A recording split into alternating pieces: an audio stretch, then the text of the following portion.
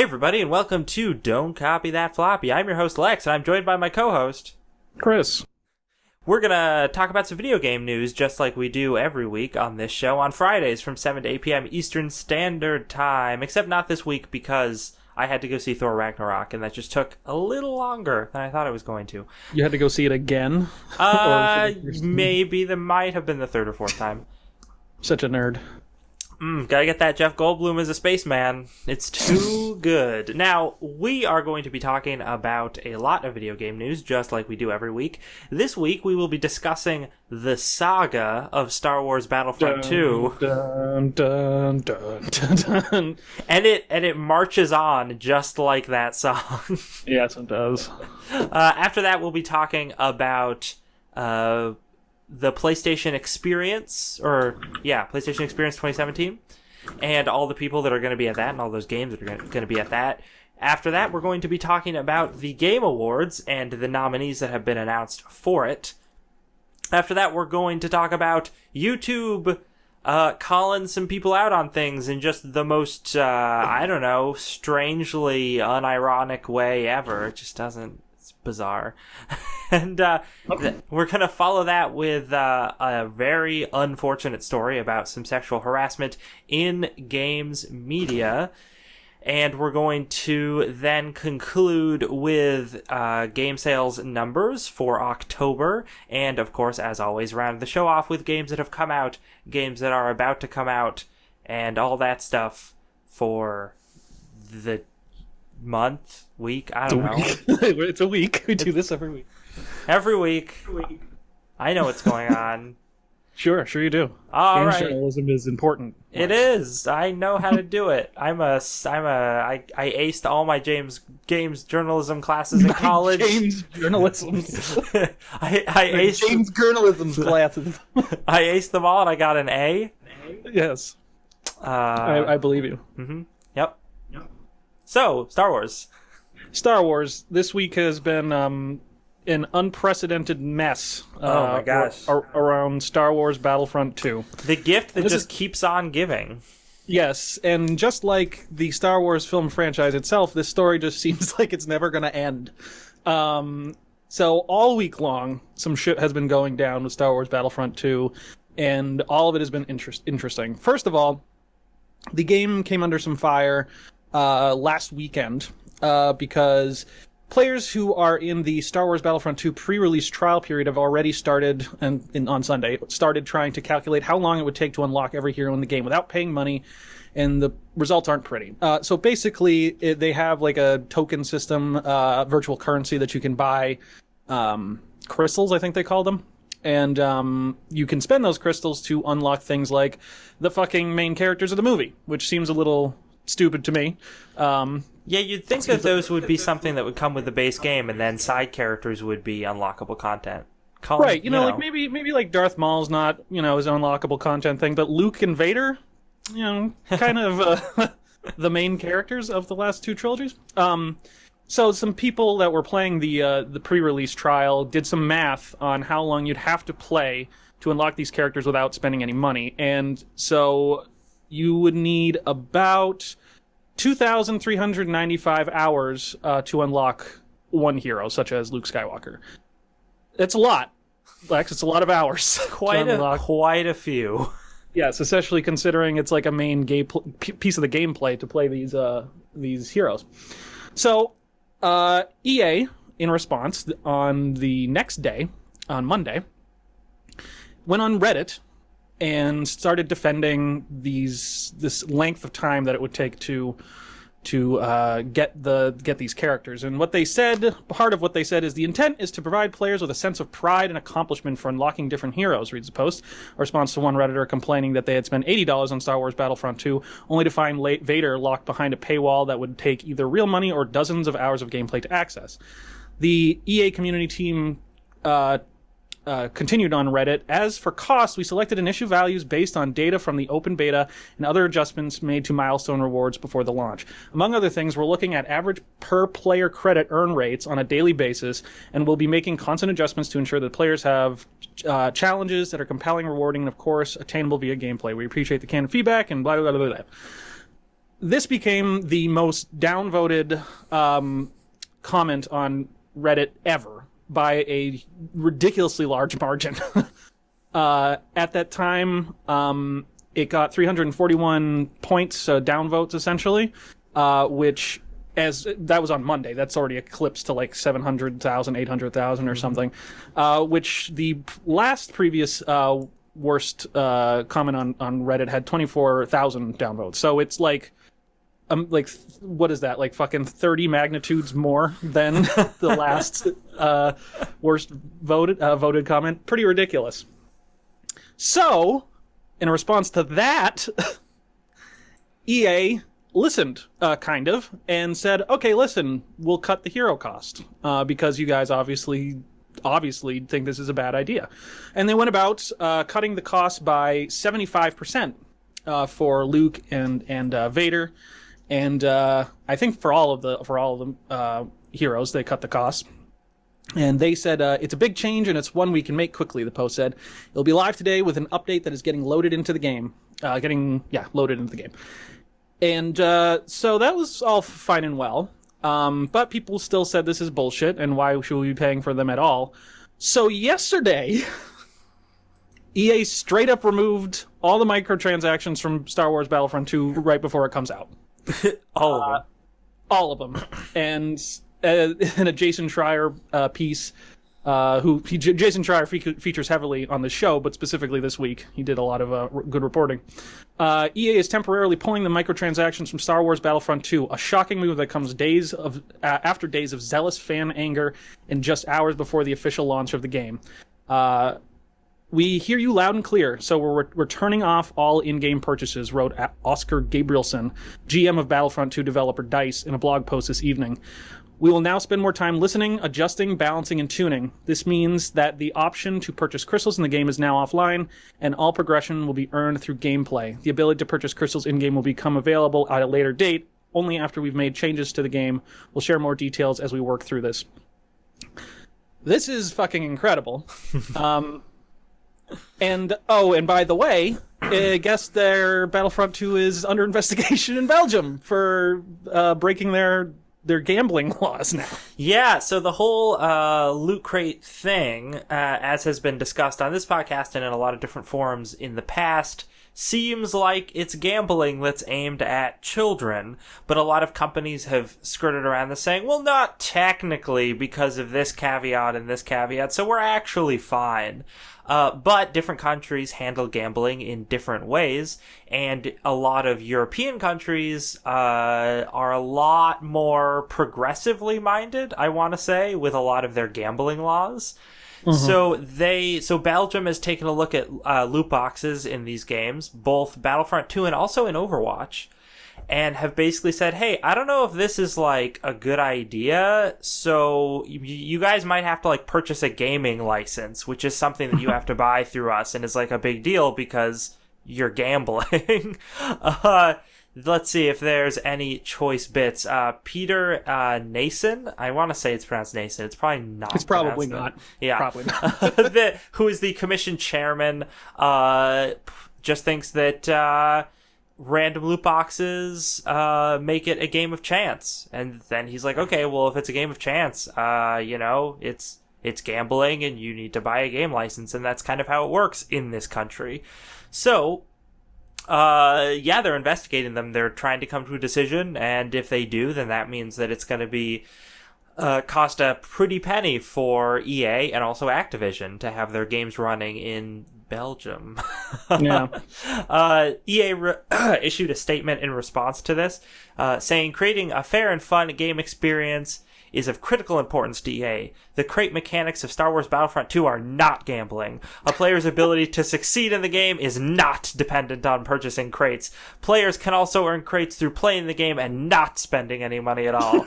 You can't tell, but I'm waving my finger each time I say not. I'm sure. Once obtained, players are always guaranteed to receive content that can be used in-game. It's a very declarative fucking statement. Yeah, and I mean, it completely skirts around the fact that some of the content you're getting in crates is better than other content that you're getting in crates. Right. And that's almost like you're gambling. Almost like you're gambling. So this is, woof. I mean, there were so many steps, so many pieces to this Battlefront 2 week. And it's amusing to me how much spaghetti EA dropped at, like, every possible juncture, right? Yeah. So there's mom spaghetti all over the place. Oh, their sweater is just ruined. Yeah. Their palms are sweaty. Yes. So first, when people said, "Hey, doesn't it takes a really long time to unlock everything?"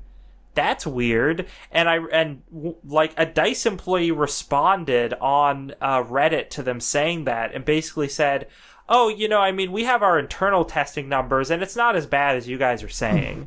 So then a bunch of Redditors say, "Oh, okay, let us see your internal testing numbers so we know what the actual number is." And then DICE would not release those. So... Not a good sign. No, not at all. And then you had the fact that they said, oh, okay, the heroes cost too much. We get it. We'll reduce the cost of the heroes. But then they did two other things at the same time that immediately pissed people off. One of them was you get a certain number of credits for completing the game, the story mode of the game, and they reduced the amount of credits you get by completing the story mode of the game by the same percentage that they decreased the price of those heroes. So you were still having you would have still had just as hard a time purchasing them from doing normal gameplay. And of course, because of the internet, because a bunch of people are paying attention to this issue, when EA tried to pull stuff like this throughout the week, they were immediately caught on it. Right. Oh, the other thing they did that was a fun piece of this was they said, okay, no, you guys, it's fine. You can earn credits through gameplay. But what they didn't tell people is they throttled the amount of credits you can earn through gameplay by making it so that you would play for a certain number of hours and earn credits for that gameplay, but after a certain credit maximum, you would get cut off and you'd have to wait a certain number of hours before you could earn credits again, which is a tactic... That's some real doublethink bullshit right there. Yeah. That is a tactic that is commonly used in, like, Clash of Clans and all those junky free-to-play games. And, of course... And that's what essentially this is that in 2017 we're seeing that those trashy mobile game tactics are now finally trying to get fully integrated into AAA gaming to varying levels of degrees of success. I mean, my God, they just couldn't help themselves. No, and this is unprecedented. I can't think of anything that's ever happened like this. Maybe besides BioWare changing the ending or trying to change the ending of Mass Effect 3. That was a pretty big deal. Yeah. Yeah, in terms of player outrage directly causing, and that was also EA. So I guess there's, in terms of like player outrage directly causing a developer to do something this drastic. But I've never thought of anything as big as EA and a franchise as big as Star Wars, literally pulling like at the last minute saying, "All right, fuck it, we're out." Like, it's not worth it. The extra yacht isn't worth it. And pulling out of the microtransaction thing completely. This is a good thing. This is a good thing that, like you said, there's so many people on the internet paying attention to this that they couldn't get away with any of this thing. I think that this shows us where we are in the world in terms of social media importance in media industries. Because basically you can't pull this kind of shit anymore because there's like millions of actual human brains wired together to figure this shit out really quickly. I mean, it's like the problem why AR stuff doesn't last very long is because when you get millions of people thinking about something, they solve it in an instant, It's just like it's like multiplied computing power. And so it's good that when shit like this arises, there are a bunch of people to shout down EA and be like, "No, fuck you! Like you're going too far." Hold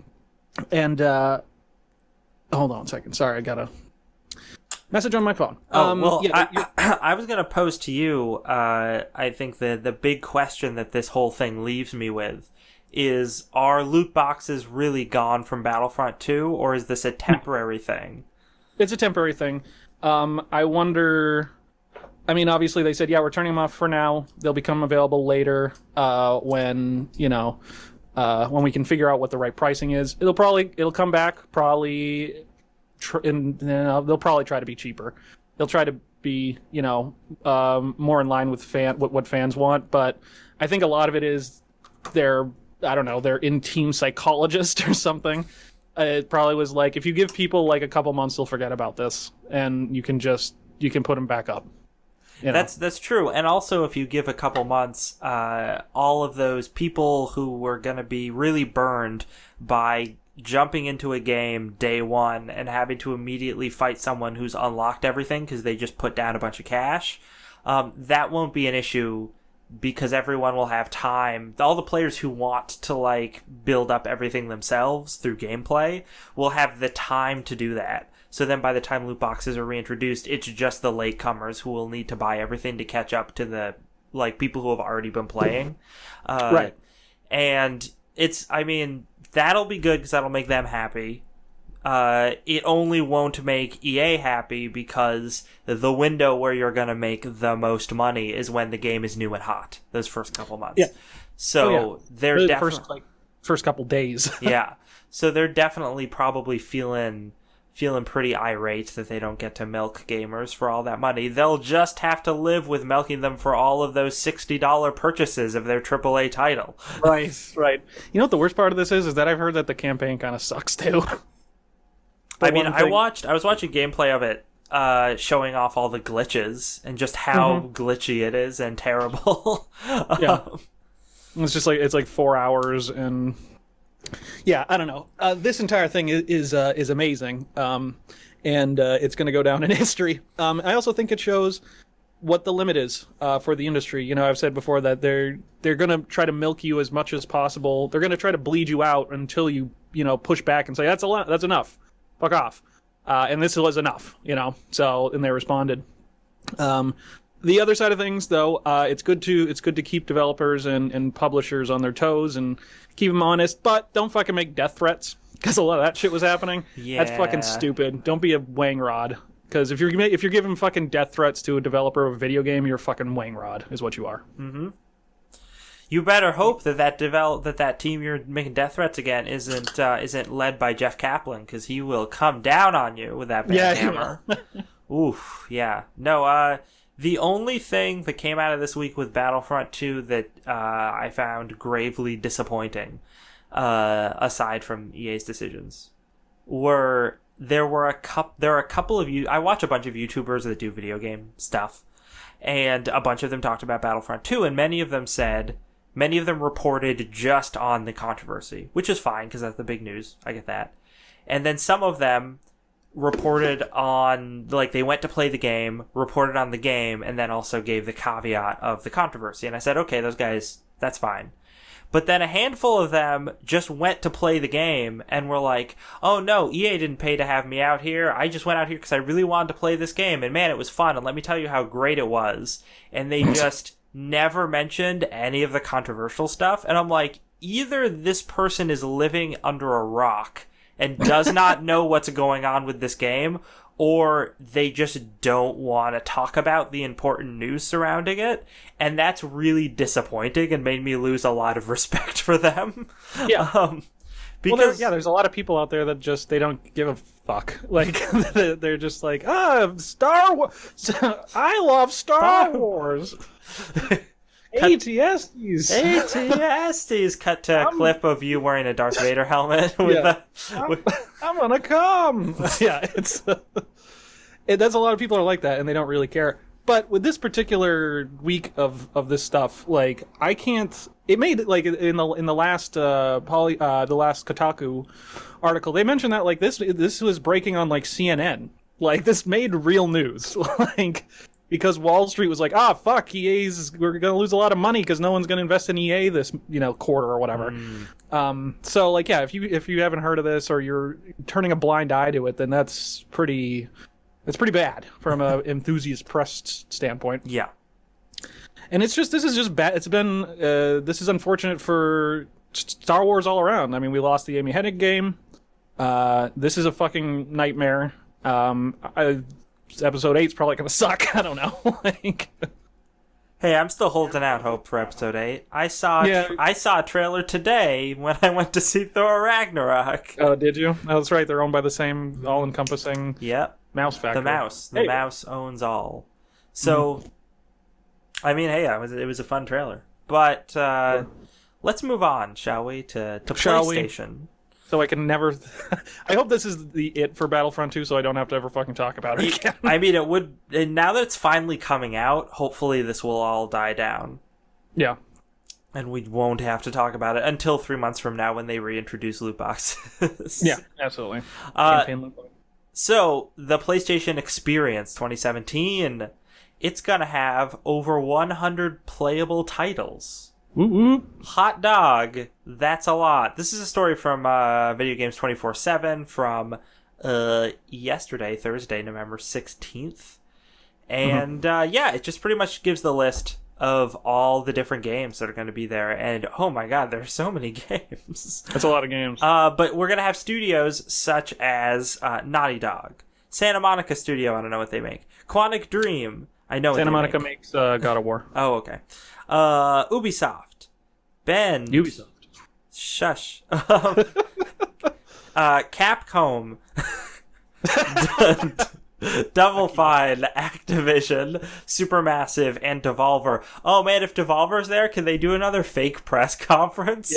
Yeah. Please, Devolver, just do a lot of those fake press conferences, because that was amazing. That was amazing. Really made my E3. But yeah, did any of these games stand out to you as cool titles? Oh, sure. I mean, we got Under Night in Birth EXE late. Will that game be released on time? Who knows? No, it'll probably come out late. Yeah, probably. No, I mean there's just so much shit. I don't actually know what a lot of these are. A lot of them are cool indie titles like Tower 57, which actually just came out on Wednesday or Thursday. Is it the cousin of Eiffel 65? Unfortunately not. But no, it's a little 2D shooter like bullet hell game. And it's got all sorts of crazy guns and like a really cool... It's pixel art, but it's a very cool sort of aesthetic to it. And it's like a really fun indie game. Dan and I played it at PAX East this year? Yeah, this year. And it was great. It was a lot of fun, so we were excited that it came out. But I'm glad it's going to be at this thing, which is cool because it's a cool indie game. And that makes sense because Devolver's there, so I assume there's going to be a handful of really cool indie games. But it's great. I'm happy the PlayStation is showcasing them. Yeah, and, like Russian Subway Dog. It's a big deal. All right, but then we've also got games like Far Cry 5 are going to be there. Obviously, I was going to say the fact that Detroit Become Human is going to be playable is really cool. Yeah, Curse of Osiris is going to be there. Ooh. Going through. Gang Beasts is going to be there. I love Gang Beasts. That game is the ride that game has taken is interesting. How it's come to be. This is it looks pretty cool. I hope they all have them on like arcade machines, but I know that won't be the case. Kind of the I guess I should say disappointing thing is that as cool as it is that PlayStation is showcasing all this stuff, it's going to be playable. They're pretty much downsizing PSX to like a games demo show. That kind of upset me because PSX only been around for I don't know a couple of years, not been around for very long, and like the first time they had it, they announced a bunch of like AAA first party title stuff there. Like they're basically like pivoting away from E3. And they're going to be like, yeah, this is the where you get the PlayStation stuff, is at PSX. And they seem like they kind of given up on that. Like, it's not really what's going on anymore. As we saw, obviously their E3 conference is huge, and then their, what was the one that just happened? Paris Games Week? Yep. Yeah, Paris Games Week apparently is also big for them because they showed a bunch of stuff there too. And it seems like PSX is just kind of getting pared down. So, I guess it's for the PlayStation fans. It's for the super fans that want to go and like hang out with the devs and shit like that. It's their BlizzCon. Their BlizzCon. Yeah, that's probably the best way to put it. I'm surprised Xbox doesn't have something like this. Yeah, maybe they have in the past. Yeah. This sounds like something they would have done during either the original Xbox generation or maybe the 360 generation. Mm-hmm. Anyone in chat want to correct us on this? Yeah, they probably did, and there's probably a lot of like nude women dancing around and stuff, like old school. And lots of fancy cars being shown off. Yeah, yep, gotta have the cars. And then Pele shows up. And Pele's there. Yeah, that sounds like something might happen. Yep. Or the early 2000s, Microsoft would have definitely done that. I think it's my headcanon that they did now. Yeah, it's like a Berenstain Bears thing. Yes, exactly like that. So this article also mentions all the PlayStation VR games that they have, which it makes sense because PlayStation VR is something they're pushing really hard because it's a big deal for them. But it's still weird because who cares about VR? And they have a bunch of games on the list. They have more games on the list than I thought there were VR games. So yeah, that's good. I got Shooty Fruity in there, so that's good. Yeah, Farpoint, is the one that's relevant. Resident Evil 7 Biohazard is relevant. Yeah, Moss looks really cool. That's a cute one with the mouse. Oh yeah, I forgot about that game. That game does look pretty looking. Mm-hmm. Sprint Vector looks awesome. It's basically like a free running VR game. Really Tron-like graphics. Nice. I don't know what the American dream is, and that's not even like a lofty statement. I just don't know anymore. I just don't know. It's Trump got elected. I don't know. Yeah, I don't know what a lot of these are. I don't know what Zing the Land Beyond is, or X Animal, or The Persistence, which is a horrible name. Yeah, man. Sounds like a fucking grindcore band. Ugh. Persistent. Yeah, Bravo Team Dark. I don't know what any of these are. No. But I think that good on Sony for committing to the VR thing. Like they spent a shit ton of money making that thing and producing that thing, and they're sticking to their guns when it comes to trying to show it off. It's obvious. You look at E3 and Paris Games Week. They talked a whole lot about VR. Didn't talk once about Vita. Vita is dead. But I thought Vita meant life. Nope. How could it die? It is a slow death. I think I forgot who said it. It might have been like Greg Miller or someone. He's like Vita's dying. He's like, there are third-party developers that are going to support it. Sony doesn't happen to be one of them. Oh no! I always think it's funny whenever we talk about games that are coming out for the week, and like every once in a while, there's a game that's also coming out for Vita, and I'm like, what? Oh yeah! Whoa! So hopefully, maybe this week we'll have a Vita game. It's got an install base of people that really like those like the Japanese graphic novel games where you have to like get women naked. It's a lot of games like that on Vita. What a fantastic install base. Yep. So we're going to talk about some other games in lists. Games in lists. Yeah. The Game Awards. Lex, formerly the Video Game Awards, and formerly like Jeff Keighley's fanzine or something. The Dorito Pope fanzine. The Dorito Pope, Gillette, Swift Chickman, or whatever the fuck it was. Yeah! Hydrobot! I loved Hydrobot. Hydrobot's back this year, by the way. We'll get Yes!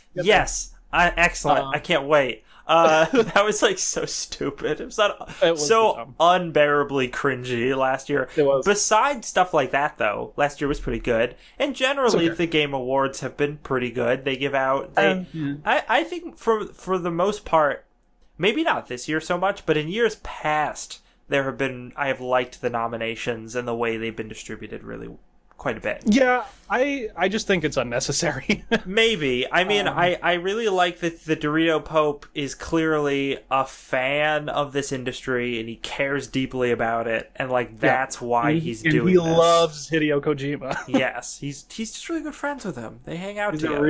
They're really good close buds.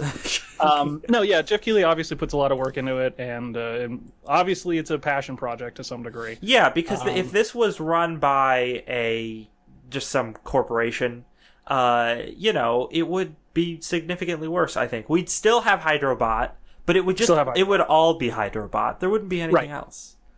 So let's talk about the useless nominees for the Useless Game Awards, which I think some of them are interesting. So up at the top, we got Game of the Goddamn Year. And some interesting things. We got Breath of the Wild, Mario Odyssey, PlayerUnknown's Battlegrounds, Persona 5, and Horizon Zero Dawn. So we can take Persona 5 and Horizon Zero Dawn out of that picture. They're not going to win. No. I honestly think that Battlegrounds might win. I really hope it doesn't. I mean, I'll tell you why. I've talked about Battlegrounds before. I don't like it. Yeah. Well, I'll tell you why I think it's going to win is because this is not a selected jury. This is a public vote. Oh, yeah, then it's going to win. That's case closed. I forgot that it wasn't. I thought it was a jury thing. Yeah. There might be something like, I don't know, maybe it's a fan vote and then like a jury vote. Does it deserve to win? Probably not. No, not it's at probably all. It's probably the most important game that came out this year, but it's far from the best. I mean, I think it doesn't deserve to win for the same reason that the Transformers movies don't deserve to win Best Picture. Right. Because, like... That's a great point. Yeah, because, like, everyone watches them. I mean, I don't watch them, but the majority of people watch them and they make buckets of money, but that doesn't make them innovative films.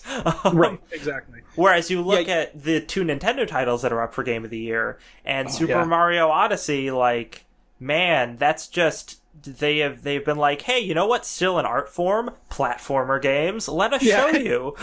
Yeah, it's the thing where it's just like, oh yeah, no one makes video games besides Nintendo. That's right. Or no one makes them correctly. You know? You realize that when things like Breath of the Wild and Mario Odyssey come out. You're like, oh right, everyone else sucks. They're the only ones that know what they're doing.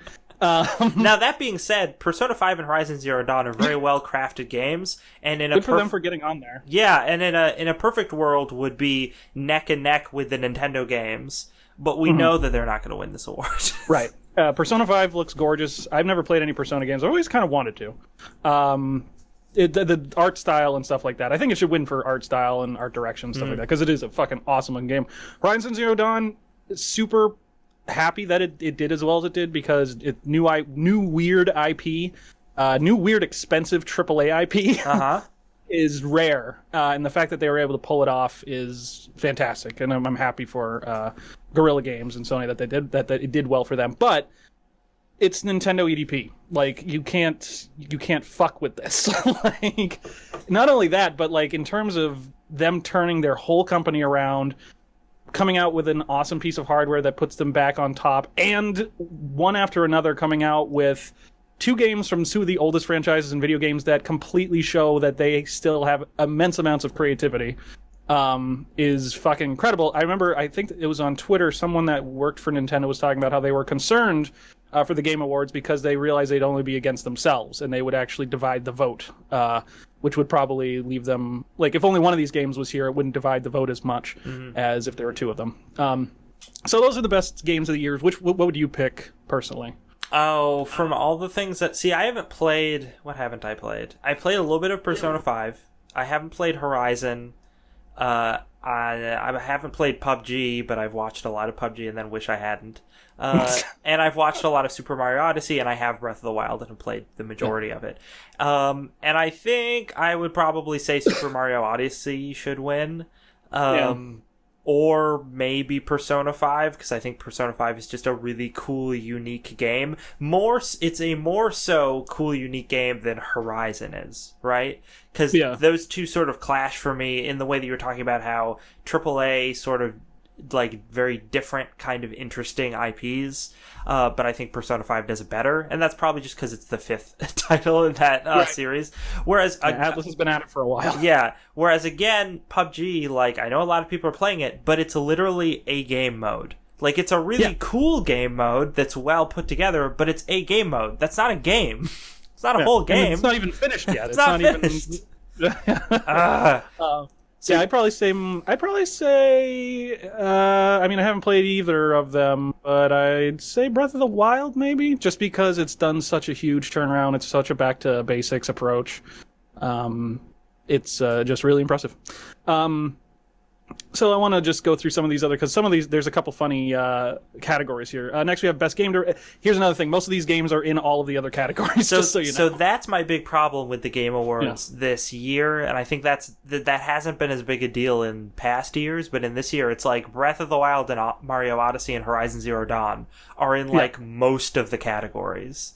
Yep. And you know, best game direction, we got Wolfenstein 2, which I've actually been playing a little bit of. It's a good game direction, but I don't know if it's the best. Biohazard, Resident Evil 7 Biohazard, which I always forget that's its subtitle, and I think that's awesome. Legend of the Zelda, Breath of the Wild, Mario Odyssey, and Horizon Zero Dawn. For this one, I'd probably pick one of the Nintendo games again. Yeah. And we got Best Narrative. We got What Remains of Edith Finch. We got Nier Automata, which everyone in the world tells me is amazing, and I've never played it. Hellblade's Senua's Sacrifice, which is another game that I've heard is quite cool. Wolfenstein 2 and Horizon Zero Dawn. Haven't played any of those, so I have no opinion. Yeah, I mean, from what I read, Hellblade is really great from the narrative perspective because it deals with a character who has, I think it's PTSD, or just like some pretty severe mental problems, so they do a lot with narrative around that.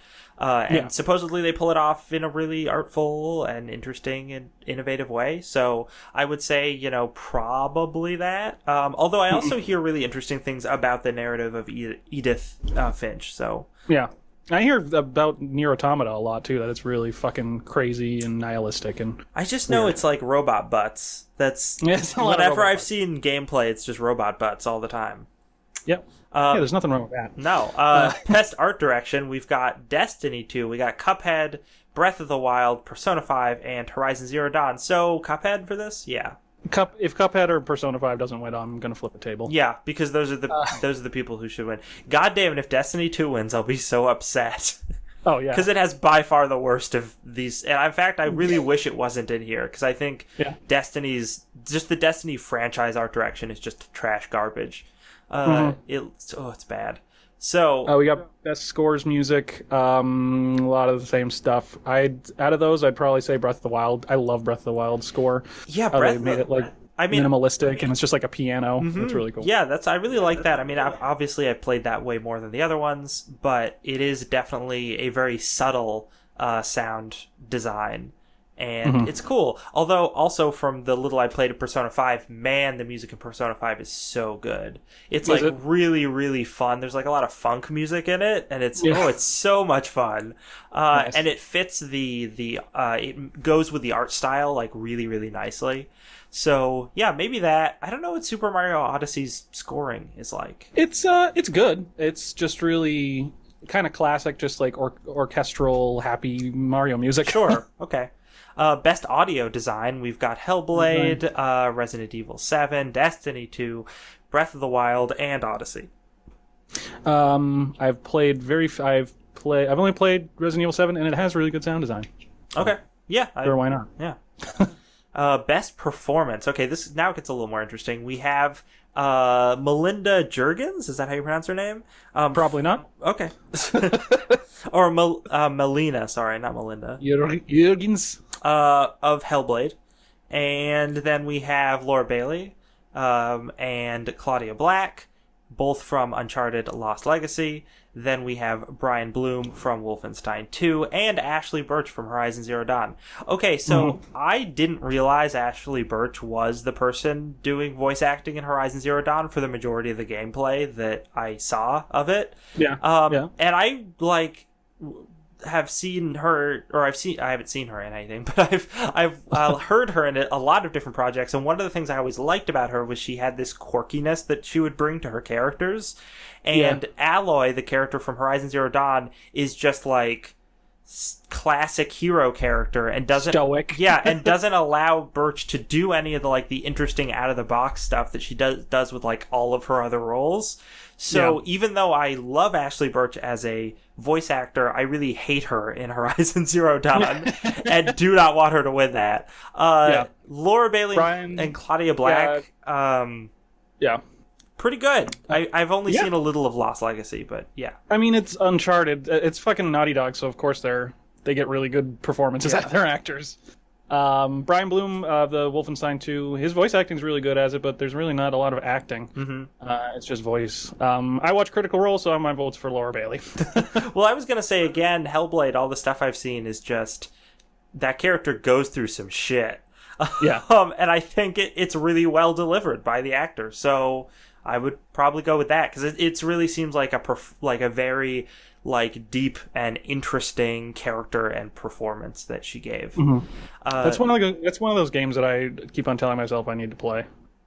Just haven't yet. After that, we have Games for Impact, which includes... I hate that phrase, by the way. I hate that category name. Oh, I think it's fine. Games for Impact. I mean, it's a little... No, actually, I like it. I disagree with it. We have Please Knock on My Door, a game I've never heard of. We have Knock on My Door. We have Night of the Woods, which I have heard of and looks super cool. I played it. It's very good. Life is Strange Before the Storm, Bury Me, My Love, which I've never heard of. What Remains of Edith Finch, and Hellblade again. Yeah. So again, I kind of sound like a broken record with my Hellblade recommendations, but especially in this category, I think Hellblade makes a lot of sense. Yeah, probably. I love Life is Strange, but I've not played the prequels, so I think they're prequels. Before the Storm, I'm sure it's pretty good. And I played Night in the Woods, which is super great, super good game. But yeah, I have not played enough. I don't even know what two of these are, so I can't really recommend it to anyone. I hate the next category. Mm-hmm. I hate that that's a thing now. Yeah, no, that is actually kind of obnoxious. Best ongoing game. So what did the EA or the Take-Two guy call it last week? What did they call it? Continuous revenue purchasing something weird like that. Some kind of word salad. Basically means games that just go on and you keep paying for them and loot boxes and stuff. We got Warframe, Rainbow Six Siege, Overwatch, Grand Theft Auto Online, Destiny 2, and PUBG. Interestingly, I think that Grand Theft Auto Online should win just because of how fucking long it's been going for and how it's still always doing well. But PUBG will probably win that. Yeah, this is a category that I think PUBG should win, and PUBG probably should win. Yeah. But it still is insulting. It's like a slap in the face to say, hey, you know all those games that just milk people for microtransactions? We're going to make a category to honor them. Yeah. And we're taking a lot of time on this, so I'm going to skip some things like handheld games and mobile games. It's so weird that they split that into, like... Or actually, wait, no, they didn't used to split it, right? I think they used to have handheld and mobile in the same category, and then phone games had to compete with, like, 3DS games. Like Nintendo made, And it was super bizarre, so now they've split it, so that's good. Yeah. Hooray. We got best action game, I don't know. We have best VR game. Yeah. Which all of them, I mean, actually, with VR games, Super Hot's awesome, so I'd say Super Hot. Yeah. Action game, best action adventure game. That one, like, that's such an old term, once again. Like, what's an action adventure game? Yeah. And then, we know what an adventure game is. And we still get 3 of the titles that have appeared in, like, every other category show up in it anyway. So having this additional category just doesn't... It's stupid because there are so many categories, and it should be a chance to showcase more games, but instead it's a chance to showcase 3 games over and over and over, and then a couple of other ones peppered in there. Right. And which is kind of the way that, like, the Academy Awards work. So. I mean, yeah, I guess that's true. But that's one of the things that I'm noticing more so this year from the Game Awards, and I'm not happy about it. Yeah. What other the best RPG? Yeah, role-playing games. If Divinity Original Sin 2 doesn't win, then I'm going to flip a table. It's probably not. I mean... Probably not, but it should. It deserves to. I mean, it's the only category it's got a nom for, I think. But I mean, I would be fine if Persona 5 won this, because Persona 5 really good RPG. But what else did we have? Best fighting game. Family game for best strategy game. The only correct answer there is XCOM 2. I know. Best sports racing. I don't care. Pele. Best multiplayer. Pele. Best multiplayer. Once again, PUBG's probably going to win. I think it's hilarious that in the multiplayer category, there's Fortnite and PlayerUnknown's Battlegrounds. Like, yeesh. Then we got the most anticipated game presented by McCafe. Oh my gosh, is Cafe Ronald gonna be hanging out with Hydrobot at the Game Awards this year? I totally hope so. First of all, this is a dumb category. Like, most anticipated game, who cares? Yeah, who cares? It's you don't know. I don't know. Red Dead Redemption 2 is probably the one on this list that I'm most anticipated for. But thanks, McDonald's. Yeah. You got best independent game. Once again, mostly the same stuff. We got Pyre thrown in there. I don't know. Night in the Woods probably is probably my vote. Sure. Best student game. I think that's cool. I don't obviously that's know. cool. No one knows what any of these are. No. But like, I think it's good for exposure for whoever the student team is that made it. So good on them. Whoever wins. Trending gamer. We got. I don't know most of these people besides Dr. Disrespect and Andrea Renee. So good on them. I don't know any of them. Actually, wait, no. I've heard of Dr. Disrespect before. Wasn't there a controversy around him where he was like a jerk to the wrong person? He's a PUBG player, and I think he stream sniped some people or something. Mm-hmm. I don't know. He's super popular though. He'll probably win. I'm telling you right now. Mm-hmm. We got best esports game. Dota 2 or Overwatch is going to win, but it should be Rocket League. Mm-hmm. Best esports player. I don't know who any of these people are, and I don't even know what Omen is. I don't know enough about Omen by HP, but yeah, I don't know enough about esports players. Yeah. Best esports team. Again, don't know enough about esports players. I know some of the names, but that's about it. Then we got best debut indie game presented by Chick Hydro. Yes. Hydrobot. So I mean, there's some pretty strong. Well, there's 3 really strong titles in here. Because Slime Rancher I've peripherally heard of. Mr. Shifty I haven't heard of at all. But Hollow Knight I've heard really good things about, and Golf Story looks amazing, and Cuphead looks amazing. So yeah, no, I think that's kind of cool, but it feels a little repetitive again with other categories they've had. Best Chinese game. The next category is not repetitive though. That's weird. Yeah, it's the last category. I don't know how I didn't see this when I originally looked through. So these are jury picked because they know no one knows what these are. Well, if the Game Awards was broadcast in China, then they would know. Sure. I mean, that must be a thing. Like, that must be a deal they made. Yeah. That's why they added this because, we got Monument Valley 2, which I guess is a Chinese-made game. Didn't know that. And we got JX3 HD, we got Gumballs, we got Icy, we got King of Glory.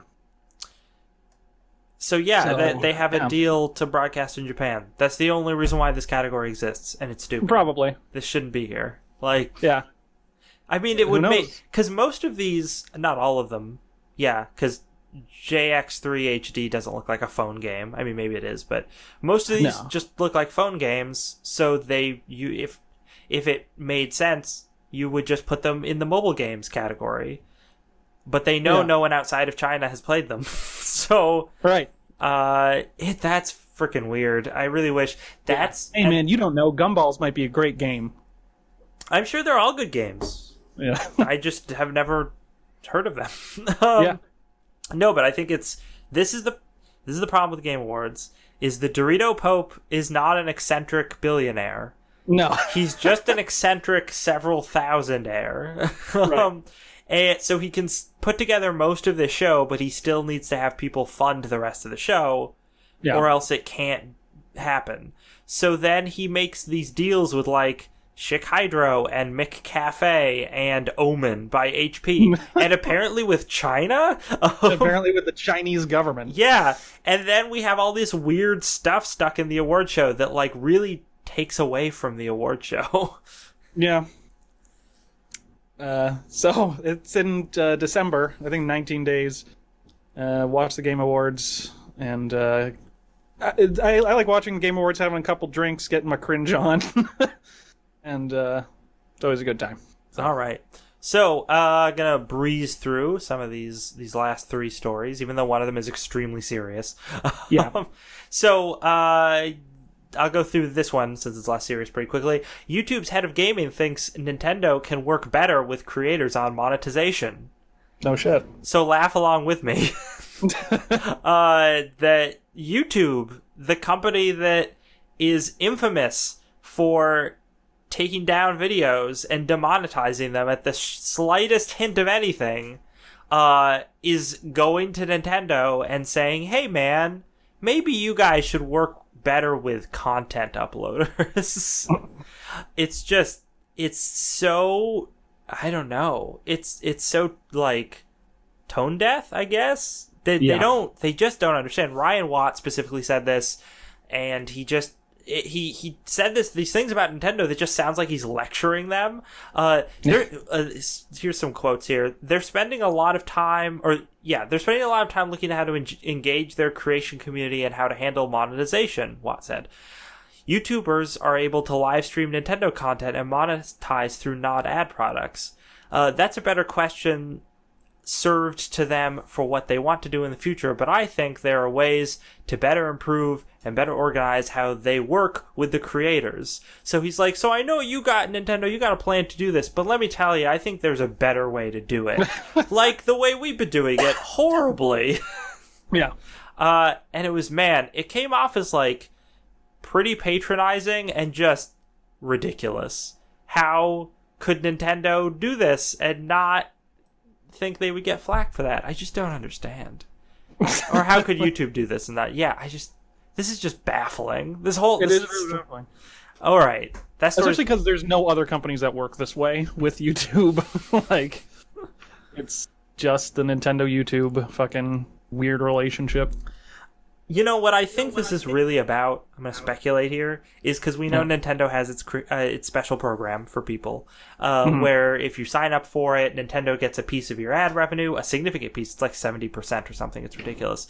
But you can stream their stuff, or maybe you can't stream their stuff, but you can upload their stuff, and they won't hit you with copyright strikes, anything like that.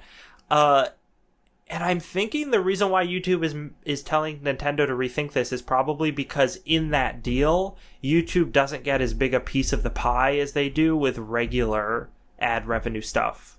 Possibly. That's not through this Nintendo sign-up thing. And and I think that's probably the actual behind the curtain reason as to why they're telling Nintendo to get rid of it. And find a different approach, because it can't possibly because they care about creators making money, because they've proven for years that they don't. So I don't know. But let's move to a very sobering and unpleasant story. About IGN. Yeah. Jason Schreier reports from Kotaku that IGN staff has walked out after a former employee's sexual harassment claims. Prominent staff at the gaming site IGN says that they've walked out today in the wake of allegations last week that a former editor sexually harassed two women at the company. Quote, there won't be a daily fix today because a large group of IGN employees have refused to work out the company issues until the company issues a statement/apology regarding to what happened to Kaylee Plaguey, I think is how you pronounce her name. Mm-hmm. IGN's Alana Pierce wrote on Twitter this afternoon, referring to a former co-worker who on Friday had accused the company's HR department of mistreating her. The Daily Fix is IGN's regular news show. On Friday night, Plaguey said on Twitter, that while working in promotions at IGN last year, she and another female employee were sexually harassed by former editor Vince Ingenito. In her tweet and in an interview with Kotaku on Saturday, Plaguey said that she saw Ingenito as a mentor, but grew gradually uncomfortable when he made sexual remarks and, quote, manipulative and abusive comments towards her and one of her coworkers. I can't read very well today. Whose name she did not want to use without the woman's permission. One example Plaguey brought up in her Twitter: "When I was your age, I could go all night. He put his hand on my arm. I just want one more night like that." Shortly after Ingenito wrote a lengthy response on Twitter saying that he, quote, overestimated or perhaps misread the degree of our friendship and, quote, didn't graphically describe anything or force sexual conversation on her or anyone. It goes on like this with the he said and the she said. But I think the other big part of this story is really the way IGN's HR department handled this, because at the time, Plaguey said, "Oh, okay, well this happened, so I'm going to bring it to HR's attention," like right away. And HR handled it poorly, and her supervisor also handled it very, very poorly. However, IGN did go on to make a statement about this. It's pretty, it's what you'd expect. They seem pretty serious about it, though. I think more importantly is an internal email that got sent by the IGN manager and executive vice president Mitch Galbraith. He sent to all the staff, which I think actually addresses the issue that you mentioned and the more important issue of the situation. He said, much of the understanding and progress we made as a group today is summarized in this post from our content team. It is clear IGN can and must do better delivering on our commitment to a safe and harassment-free work environment for our employees. I am taking the following steps to ensure we achieve our goals. First, I will enlist an independent expert to thoroughly examine how we handled the matter in question and, more broadly, all of the important aspects of creating a healthy workspace. Second, I will turn the findings and recommendations of that review into specific actions that I can share with all of you. I will be accountable to you for delivering results. Third, I will work to give HR a stronger presence throughout IGN, including outside the San Francisco office. I'm not going to reiterate IGN's commitment to a safe and harassment-free work environment. Instead, I'm going to work with all of you to prove it with our actions and results from here on out. So good on him for, taking the lead, saying the HR department totally fucked this one up. I think what they had done, because we didn't really go over that, but it's that she came forward to them. They talked to her. They apparently talked to Vince, and then they came to her and said, "Listen, you both said things that were wrong. Here, sign this statement saying that you'll never say bad things like that again." Yeah. And that was pretty much it. And then I guess they told Vince to not talk to her, which he didn't, and they just sort of had a working relationship where they only interacted where they had to. But that is not a reasonable way to handle that situation. No, he should have been probably laid off or something, at least for a while or something like that, or fired. I don't know. We're in the middle of this huge time of the century where a lot of very important people are being destroyed by the shitty things that they've done in the past when it comes to sexual harassment and stuff like that. And it's, obviously the games industry is not exempt from this. I think a couple weeks ago there was a former artist, Naughty Dog, that made some assault claims against some Naughty Dog people. And also in that, he said that the HR system failed him, essentially, that it didn't do any good. And now IGN, which is arguably the largest video game media website, also has to stand up and protect its employees from this kind of bullshit. Vincent Giannino is a guy that I liked reading his stuff, so it's unfortunate that he's a piece of shit, if it's all true. What I think is really interesting about this story is that a lot of these posts went up on Twitter, and I was so happy that the response on Twitter to this woman coming forward was not anything like the response that it would have been 2 years ago during #Gamergate. Oh God! It was a lot of sure, there were some guys being horrible to her on Twitter, because you're not going to escape that entirely, because there are people who are still horrible on Twitter because people exist. Yes, but there were significantly more people saying "Hey, we hear you, we believe you, we support you, thank you for coming forward with this." And then obviously IGN immediately after she came forward said "Listen, we screwed up and we're going to try and fix it." And you have the CEO making statements like that. So I'm okay, things are better. Even in the video game community, it's not as toxic as it once was. It's getting better. Say it isn't so. I'm just so pleasantly surprised. that it's still bad, but getting better. Like, really, after all that Gamergate stuff, it was really bleak. I'm like, oh no, there's just no hope. The entire game community is just horrible. Yeah, it sucks on all sides. But now it's like, no, some of it isn't terrible. Look. Right, yeah. Holy shit. I know, like, that's, actually, if you could take anything away from the two kind of miserable stories from this week, we can take away a little bit of hope. Like, when people bitch enough, some companies actually change. Yeah, and people care and support each other. When shitty people harass women, sometimes the companies actually do something about it. So, that's the one silver lining I can find to this otherwise awful little story. World. Awful world, yes. So, moving on to our last story in our last couple minutes. Yeah, very quickly. It's the most wonderful time of the month. NPD numbers, again, for October 2017. Nothing too surprising here. Total spending is down year over year, about 10 to 20 to 29%. I think that's... Most people are waiting for, like, Black Friday. You'll probably see all these numbers jump up in the November NPD. By the way, for people listening who don't know, the NPD Group is a sales tracking company. And they do not track all the sales of all video games. In fact, like things like Battle.net, they don't track the numbers there. But it's kind of a snapshot of the market, how it's doing. And for October 2017, number one, we have Middle-earth: Shadow of War. Strange, I think, that's number one, especially because Nintendo posted a thing a couple days ago saying that Mario was the best one, but they do not track digital sales for Nintendo. Okay. So Mario Odyssey is on there at third, but if you see those little two asterisks and go down, you can see that does not count digital sales. So dun dun dun. So Mario Odyssey is probably the best-selling game of October, but that's a technicality. Nevertheless, Middle-earth: Shadow War, good on them for doing so well. Didn't think it was going to do that well. Assassin's Creed Origins, a lot of people are really hype on that game. We got Super Mario Odyssey. Number 4, we got South Park: The Fractured Butthole. Good on them for getting up there that high. Didn't see that happening either. We got NBA, we got FIFA, we got WWE, we got Madden. We got Destiny 2, which is the best-selling game of 2017 thus far. We got Forza Motorsport 7. We got Gran Turismo Sport. We got Grand Theft Auto 5, because that's never, ever going to leave.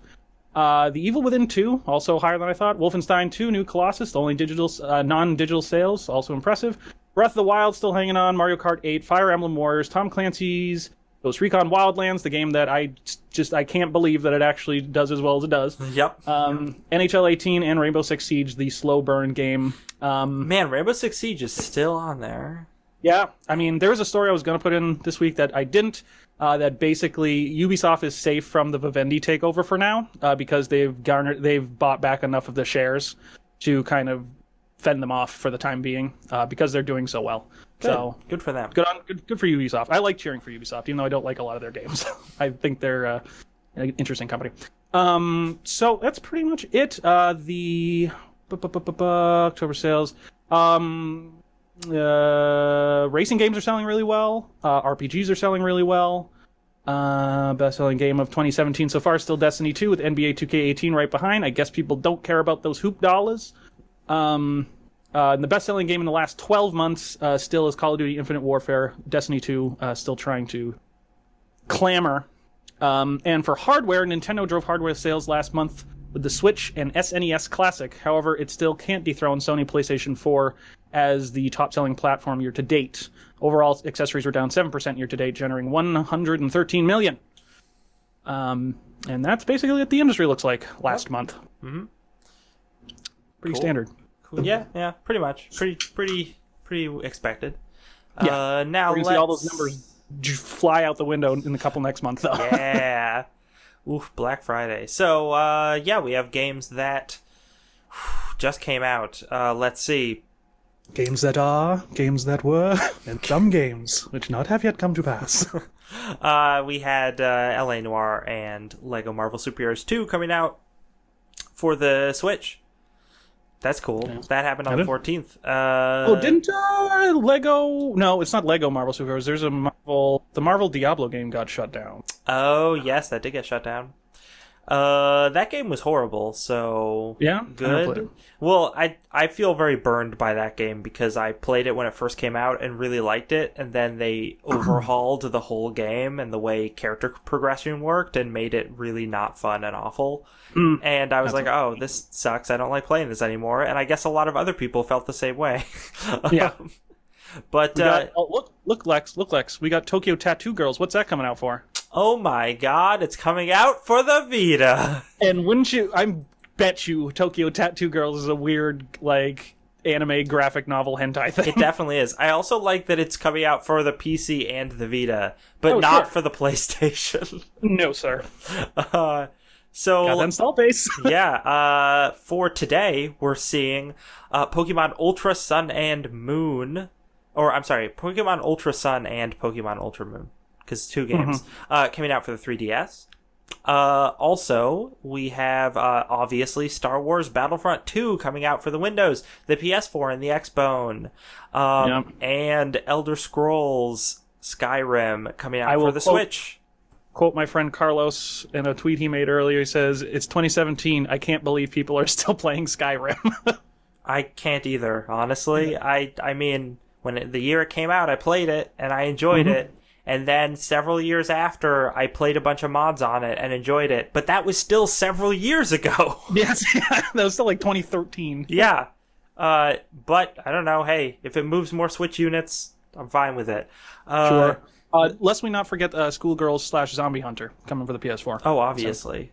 My mistake. Yeah. Sorry. We have, what else have we got coming out? A lot more stuff for the Switch. Man, there's a lot of stuff coming out for the Switch. Yeah, they're pounding the pavement. Gear Club Unlimited? I don't know what that is. Sure. Sorry. I love the ones that just, they're weird because they don't have a Wikipedia entry. Yeah. Super Beat Sonic. That does have a Wikipedia entry, but I still don't know what it is. The Impatient. Is it impatient or impatient? I'm not sure. Yeah, I don't know. But more Earth Defense Force games. Yes, Earth Defense Force. So good. They are good. That was. I haven't played any of them in like 10 years, but they're. That's the game I was trying to think of when we were talking about that game where you're a submarine and you shoot fish. Oh yeah. And then sometimes you're fish and shoot other fish. When I saw Earth Defense Forces, I was like, oh, it's like Earth Defense Force. And I was really hoping it was a spin-off title of that, but apparently it wasn't affiliated, which was disappointing. Even though we'll be doing a show before then, I will mention on the 28th, Resident Evil Revelations and Resident Evil Revelations 2 are both coming out for the Switch. So get some Resident Evil on the Switch. I never played either of those games. I'm a Resident Evil fan, but play either of those, so I don't know what they are, really. But that's it. That's the whole shebang. This has been Don't Copy That Floppy, a weekly video game news podcast, broadcasting live Friday, 7 to 8 p.m. Eastern Standard Time on twitch.tv/DCTF podcast. If you want to find our show on social media and the like, you can find us on places such as Facebook and Twitter by searching DCTF podcast. Also, if you want to check out our show archives, we have a show archive on our amazing benefactor, chipbit.net, where our show is hosted, also on iTunes. And if you want to support the show, there are two great ways to do that. One of them is to go to iTunes and leave us a rating and review, and the other is to go to our Patreon page, which I believe is patreon.com/don'tcopythatfloppy. And I sure hope so. Yeah. Well, it's either that or it's DCTF Podcast, but I'm pretty sure it's Don't Copy That Floppy.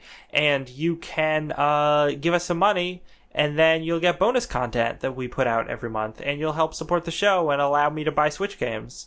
So, yeah. So you can what was you said dive into Wavebirds when you're like, give us money so I can buy a pool full of Wavebirds. I just need to buy Wavebirds so that I can play Doom 2016. Wavebird. The Wavebird.